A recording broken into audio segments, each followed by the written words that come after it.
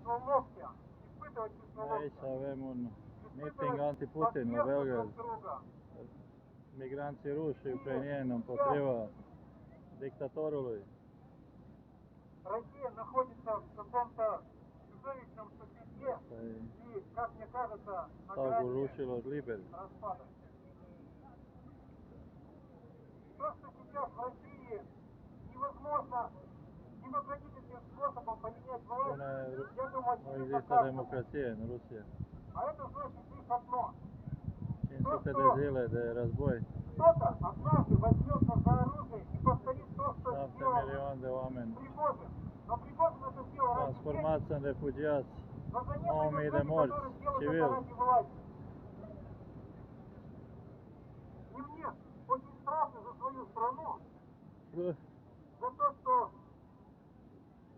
сейчас в ней как никогда Un copil aici, ucrainian.